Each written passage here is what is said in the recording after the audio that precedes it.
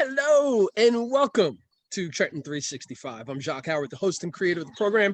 Thank you for taking a couple of minutes of your time to enjoy the human beings that I bring to you and that I'll be bringing to you specifically today. But before we bring them on, I want to make sure that you all remember and recognize how important it is to be civically engaged. And basically, my belief is that that's how we build a better community for everyone. People being involved in the process of what their neighborhoods, their towns, and their communities look like. If you're somebody like me who uses a mobile device like this, my community is global. So I've got fans and followers all over the world, and hopefully I'll be able to interact with them just like I do with the folks who are here in America. And my friend Ilene Sullivan, who I'm going to be bringing to the screen in just a moment. So Ilene Sullivan, I met her many years ago. She is one of those folks here in the art community that is not only a supportive participant, but also someone who is quite active in acting and supporting performing arts and arts in any way possible. It is my pleasure to welcome everyone in the Trenton 365 community to Ilene Sullivan. Hi, Ilene. Hi, Jacque. Thanks for having me. Oh man, it's a pleasure. I've been a big fan of your work and seeing you out, out and about in the community for so long. I appreciate you taking a little bit of your time from your busy schedule to chat with me. And today I just want to talk about, what's going on in your professional world as far as acting and what the scene's like. Also to talk about how the pandemic has really changed a lot of things for those who are friends in the performing arts space, and most importantly, touch on what you got coming up, because I know you have some fantastic things in line. So Ilene, let's get started first of all and have you talk about this wonderful space that we have here in the capital region of New Jersey, that is the Trenton arts scene. Well, it is wonderful. I just, some people are still really surprised by that and still have a stigma, when I talk about it, but it is far and away some of the best, both in people who are active, performances, the arts community as a whole, the way, as you mentioned, civically, the way people come together and support each other. I think it's wonderful, and I feel very fortunate to be in this particular area and know the people that I know. It's been great. When we talk about this area, what brought you to this region of performing arts and led you to kind of jump right in and start meeting people and start getting roles, etc.? Oh boy. Well, I started as a stage actress, not in this particular community necessarily. But when I was here, I have to say a shout out to Griffin Sullivan, who actually brought me into the fold, introduced me. I think the first person he introduced me to was Anna Davenport. And he told me, he's like, you're going to love her and you're going to love being involved with what turned out to be art all night, art all day, artworks itself. So, and then from there, I just started to meet everybody and going to the various functions, whether it was at Mill Hill or Champs, artworks, in general. And then it just snowballed. You just meet people, meet people, meet people. And then I segued into the film part of the arts. And it's been from there. And then, and shout out also to Facebook, because social media, I think, is a great way to navigate a lot of what we want to do.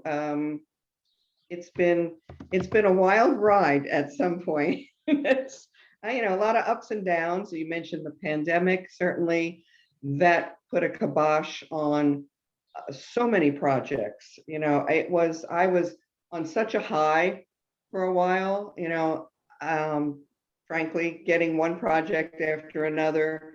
And then all of a sudden, like the bottom dropped out. So it was a bit devastating. I tell you, both emotionally, as it was for many people, just this fit of depression and, staying home, not seeing people, not being able to be social, having all your projects put on hold or canceled altogether. So it really did do a number. And, I perhaps was not as productive as a lot of people were, or taking the time to use that lockdown for better things. But that's everybody's mental process is different. So I did some writing in lockdown. I not a lot, but I have a few new pieces of writing. But then, once everybody heard that the parameters were expanding and things were being opened up, it was a bombardment of social media again, whereas projects were like, okay, we're off and running, and the ding on my phone was just going and going, and it was just like the most pleasant experience again to have like, oh, like people, you remembered me. Thank you. Well, I don't think that there's any, yeah, sorry, blessings indeed. I don't think that there's any doubt that people will remember you. You have one of those personalities that is very warm and caring, and it's genuine. And I know oftentimes that's difficult to find in new spaces when you're trying to get integrated into them. And then also the industry of the arts and performing arts and entertainment, it could be very cutthroat. You and I know a lot of the same people here in the area, and who are doing some awesome things. And I think that you and I would agree that the human beings that are here doing these things are people who are really passionate and who want to help others and want to encourage others to get into the space and be the best that they can be. Can you just talk about your experience, like with working with some of the filmmakers and the performing artists here, and how they've wanted to encourage you and what's happening in your area? Sure. Well, I guess the first group of people or person was Tony Goggles, and Scott Miller and Joe Kazemka. They put me in a couple of Trenton punk rock flea market commercials, which were hilarious. Then Tony did, what are we calling it now? Teenage bimbos, blood-sucking yeah, teenage bimbos. Girls just want to have blood. Oh yeah, yeah. And that was a hoot. And he's wonderful. And I love the way he works. He works real on the fly. Just as you're in the scene, as you're in it, it'll be like, okay, do this, try this, say this. He's so extemporaneous, and it's just like he's wonderful. I love him. And then from there, people, kind of snowballs. So you get, and everybody knows everybody too. If you look on, social media, Instagram or friends lists or something, it's like, I didn't know you knew so and so, and so that was great because it was a springboard to meeting a lot of other people in the tri-state area, who all know each other and work on different projects. So I was kind of lucky there for a while. Yeah. Had a lot of. So you and I have two T-shirts on, right? And now a lot of folks are probably like, oh, yeah. Well, people will say, okay, look, you guys got these T-shirts on, they're just T-shirts, but let's talk about the project Analog Trenton, at least just what you know about it, and then I'll add what I know about it as well. Well, Analog Trenton was a project that was put together by our friend Bill Nobes, who has developed an incredible studio space at his locale, and has, talk about snowball, has really snowballed the music production of local artists. And his studio is also very compliant for film work, for voiceover work. He's got an incredible setup. So That's so funny. And the name of his place, which used to be House of Robot, but because it's expanded, it's now I mean No, Dirty before it Old was Robot. Dirty Old Robot. Now it's Right. House of Robot. Now it's House of Robot because it's just it's just an incredible, incredible. And he's a warm and genuine human being who uh, I mean, he's another person and he'll never say no. I asked him for something the other day. Somebody wanted me to do some voiceover work, and I don't have. This is it. This is my little studio right here. And I said, Bill, do you think I could come by the studio and you could help me with the recording and the voice? And he's like, absolutely, everything, Bill, absolutely. He is so busy and he's so wonderful. I just adore him. Yeah, and for those of you, so the House of Robot T-shirt is the new name of Bill Nobles' studio, and usually a few times a month, 3-4 times a month, I host with Bill House of Robot, which is a live streaming event. So you can check that out on the website House of Robot or on social media platforms, Facebook and Instagram, House of Robot. So Eileen, so we've got Analog Trend, we've got House of Robot, we've got all these events, we've got nonprofit organizations, we have small businesses like 1911 Smokehouse and One Up One Down Cafe and Trenton Social, and all these that are trying to do their own thing with supporting artists and so forth. You have always supported the arts, even in your child rather. So as a parent of someone who's passionate about arts, what would you say to the other guardians and parents out there when they have like a young person who wants to get involved in this space? Oh my gosh. I mean, what is there to say? Don't say no. That's, you know, bring them to museums, bring them to, art displays, bring them to the theater, bring them. There's so much. But basically, don't say no. If they want to take up the flute, go ahead. If they want to bang on some drums, have at it. If they want to, recite, if they've written something and they want to read it to you, never shut them down. I would never shut a kid down that wants to, and make time.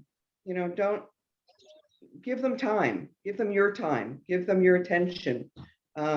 Be present, for that. Don't dismiss it and don't trivialize it. Whatever the expression is, whether it's media arts or writing or dancing or theater, just whatever that creative juice is starting to flow, just don't shut it down. Mm. Now, for the folks out there who are adults as well, I know you and I and a bunch of others are doing different things in the art scene, whether folks are just getting started or people have been grinding at it for a long time and they're looking to level things up. I'm always encouraging folks like, hey, regardless of how old you are, don't worry about that number. Just get in. I know that you've talked to me about the roles and things that you get, and that you are someone who is, hey, I'm open to the roles that I take. Can you talk about the importance of being an artist that is diverse in what they're willing to do? Well, um, that's kind of a double-edged question because as an artist, I am fair. Someone was just asking me this today. Is there anything you wouldn't do? Mm. And I said, probably not.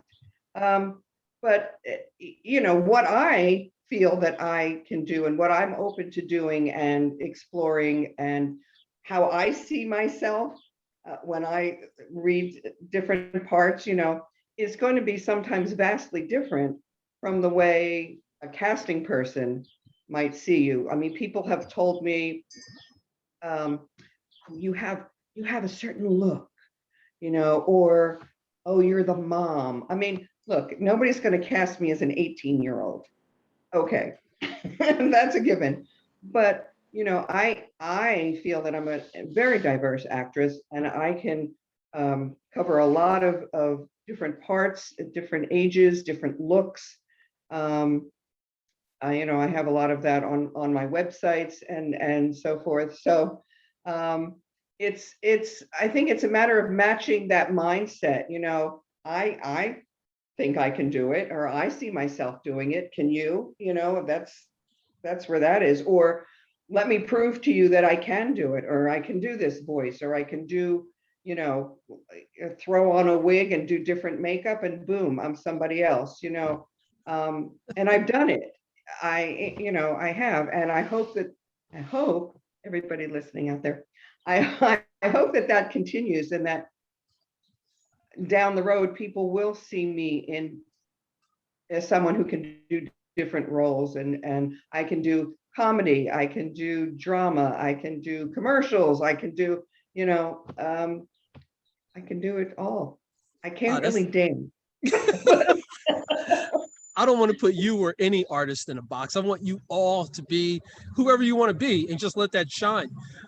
You know, again, when we talk about this area, it's got so much diversity in people, but also in what the resources are, like the river, the mountains, the shore, Philly, New York, all those things. When we talk about the larger entertainment industry in this area, do you feel that there's like any real need for people to go to New York or to go to Philadelphia, or do they have opportunities maybe on a smaller scale?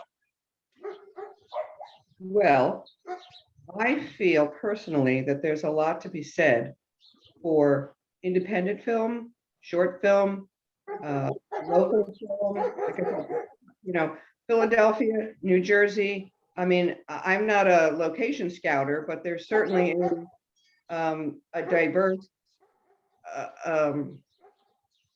don't know what the word is that I'm looking for. Um, there are so many diverse areas within New Jersey. What it's like, you know, I don't know a lot of the behind the scenes stuff, you know, what it involves as far as getting a permit. What, you know, what do you need to film at a certain place? Unless you've got a friend who says, you know, yeah, you can use my restaurant, or you can use my bar, or, you know, how easy is it to shoot down by the river and create some sort of espionage scene or something like that, you know? Unfortunately, we don't have a hotel in the area. So if you're bringing a lot of talent in, and it means, you know, staying for a while, you know, then there's that to contend with. You know, we do have some hotels by the Mercer County Airport. I know some friends who have local area B&Bs, Airbnb kind of things, you know, that could certainly lend themselves. But it is, I mean, our location is such, you know, whether you're filming down in Asbury Park, or whether you're filming just, you know, in Pennsylvania somewhere, or you want to go, you know, even up the northern part of New Jersey, you do have quite a wide variety of scenic aptitudes to choose from. Again, I don't know how easy those things are to accommodate, but I mean, I did a project where we shot on the bridge. I guess it was Borden. I could still considered Bordentown, the Lock Bridge. Okay. I don't know if you know where that is, Yeah. but it was brilliant. You know, it was brilliant, and it's, you know, 10 minutes away from me. It's like, it doesn't get much better than that. I could be home by lunch. Right. So what are some of the projects that you're working on now? I know that you said that the pandemic has put a stop on many things, but it looks like we're all kind of coming out of things. Things are getting restrictions are getting eased, etc. You're Right. starting to get those pings and those contacts. What's happening with Ilene now? Well, what's happening is, thanks for asking. um, Probably the first thing I'm going to get back to is a project called Center City 2. And that's being filmed in Philadelphia. Again, you were saying location, location, and they've been using, there was a Center City, which was the first episode, and now the Center City 2 is a follow-up short film. It's a film noir, edgy, black and white. A lot of strong women in this film, boss lady types, some confrontations. So that's coming back probably July. I think I have to finish a scene there. Then, well, you know, Tony Goggles finished his film Caddy Hack, which is his latest release, and I think we're just waiting for the distro on that, and and that's going to be really fun. The other thing I've been working on, two projects with a fellow named Richard Thrift. He wrote a project called Demon Called Grace, in which I play the character of Lilith. So if you think angels and demons or Lucifer or good omens, a lot of the conflict between angels, demons, heaven, hell, earth, all of that kind of thing. So that's going to be a great film. What else? I was an extra last week, I think it was, down the shore, Asbury-ish, for a TV pilot. So that was, even though I was an extra, it was exciting to see some real professional people working, filming, putting it together, knowing what they want. So that was a nice aspect. And then I've got a project also by Richard Thrift, and it's called, what is it called?